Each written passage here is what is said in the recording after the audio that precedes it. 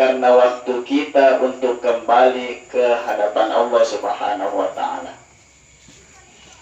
Kemudian tak lupa pula kita kirimkan salawat serta salam kepada Nabi kita Muhammad Sallallahu Alaihi Wasallam, Nabi yang menjadi uswatun hasanah, suri teladan yang baik, bahkan Nabi yang menjadi rahmatan lil alamin, rahmat bagi seluruh alam. Hadirin yang insyaallah dirahmati dan dimuliakan oleh Allah Subhanahu wa Ta'ala. Pada hakikatnya semua manusia yang diciptakan oleh Allah Subhanahu wa Ta'ala, termasuk kita yang hadir di tempat ini, itu Allah ciptakan dalam sifat yang akan berpindah-pindah tempat. Jadi semua manusia termasuk kita yang hadir di tempat ini itu akan menempati sampai 5 kali berpindah, baru kita istilahnya finish. Tempat yang pertama yang kita tempati ini kita sudah lewati semua. Ada istilahnya atau ada namanya satu alam, yaitu alam arwah atau alam ruh. Alam ruh ini, selesai di alam ruh, kita berpindah lagi ke alam yang kedua, namanya alam rahim. Ya, atau bahasanya dalam kandungan ibu kita. Semua manusia pasti lewati itu. Selesai lagi di alam rahim, kita akan berpindah lagi ke alam yang ketiga. Inilah yang kita tempati sekarang. Nama si sekian jatah rezekinya selama dia hidup di dunia. Tidak bakalan meninggal sebelum dia habiskan semua jatah rezekinya. Jadi yang kematian itu berarti capur itu balik. Makanya ketika berbahas masalah rezeki, kita bicara masalah rezeki, kita tidak perlu pusingi rezekinya orang lain. Wah, mana kedayaan mega bina ya cedek nih. Kenapa dia banyak penghasilannya saya sedikit padahal sama kerjaku? Itu tidak usah dipusingi. Kenapa? Karena itu urusannya Allah. Rezeki kita tidak bakalan bertukar dengan orang lain. Makanya jangan berpikir bahwa kita mau ambil rezekinya orang lain. Itu tidak mungkin. Karena anugerah ilahi setelah ditentukan ajalnya. Fa idza jaa ajaluhum la yastakhiruna sa'atan wa la yastaqdimun. Ketika ajalnya telah tiba, maka tidak bisa dimundurkan dan tidak bisa dimajukan. Jadi ketika kita berbicara masalah kematian, masalah ajal, itu sudah diatur oleh Allah Subhanahu wa Ta'ala bahwa si anu bakalan meninggal hari ini, tanggal ini, jam sekian, bulan ini, tahun ini. Abu Quran tentu Allah Ta'ala.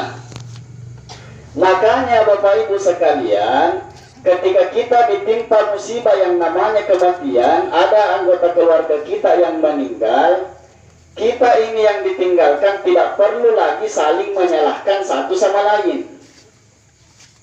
Karena biasa terjadi seperti itu, ada kata-kata yang saling menyalahkan.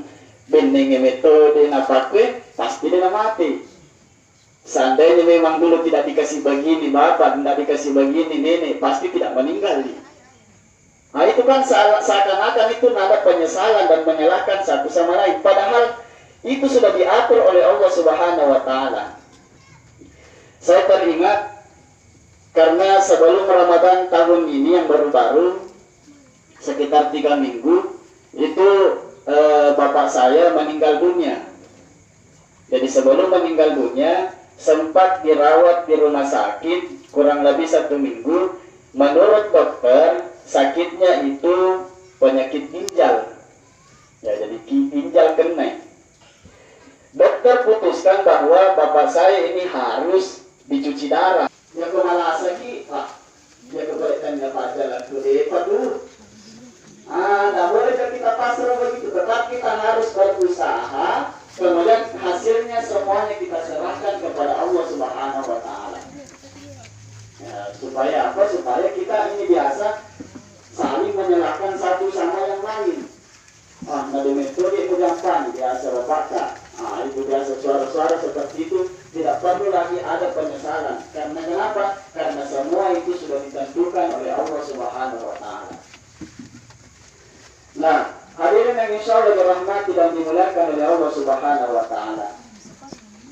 Kenapa Allah Subhanahu wa Ta'ala menciptakan yang namanya kematian? Di dalam kita hadir di tempat ini, kenapa diadakan acara takziah? Supaya kita mengingat yang namanya kematian, supaya apa? Hasilnya nanti kita bisa lebih termotivasi untuk beribadah. Kenapa? Karena kita selalu mengingat bahwa ada tamana waktu kuna balik. Kenapa juga Allah rahasiakan yang namanya waktu kematian kita, supaya kita tidak santai. Karena misalnya kalau Allah tentukan bahwa saya ini masih ada akan meninggal tahun 2025 misalnya, berarti masih ada sekitar 3 tahun, maka pasti kita isi yang 3 tahun. Itu bagian. Santai saja dulu, masih lama waktu kita. Tapi karena dirahasiakan, maka harusnya kita selalu siap-siap. Jangan sampai sudah dekatnya kita tidak tahu. Makanya saya sering mengibaratkan bahwa kehidupan kita di dunia ini itu bagaikan ada 2 orang yang misalnya mau berangkat ke Makassar besok. Jadi ada 2 penumpang, calon penumpang mau ke Makassar besok, niatnya melok 5 sewa mobil angkutan umum. Jadi hari ini karena besok berangkat, hari ini sudah komunikasi dengan supir ini yang 2 orang tadi. Supir mobil katakan, tunggu Makassar besok di depan rumah tak, nanti saya yang pergi jemput di. Kata aja nak baca Kidulata, ya kalau jemput di aja. Ada keputusan. Cuma supir mobil tadi itu cuma katakan bahwa besok dia mau menjemput, dia tidak perjelas bahwa besok pagi, siang, sore atau malam. Maka bawang supir itu pasti berangkat di aja. Penumpang yang pertama dia mengatakan bahwa jangan sampai besok supir itu mau berangkat pagi. Akhirnya pas malam hari semua dalam koper, sehingga pas besoknya mau berangkat pagi tidak ada masalah. Kenapa? Karena mengatakan bahwa jangan sampai berangkat pagi. Akan tetapi penumpang yang kedua ini lagi posisi tanah. Dia mengatakan, pasti besok sore itu pasti pura biasa. Nanti sekalian besok baru disiapkan semua apa mau dibawa. Pada dia itu rasa. Yang bernyawa pasti akan dijemput, akan meninggal. Jadi Allah hanya katakan bahwa kita bakalan dijemput. Cuma Allah tidak perjelas bahwa waktu kita berangkat apakah hari ini, besok, lusa atau seterusnya. Maka bawah pasti mati. Tinggal kita mau berprinsip seperti penumpang yang mana tadi.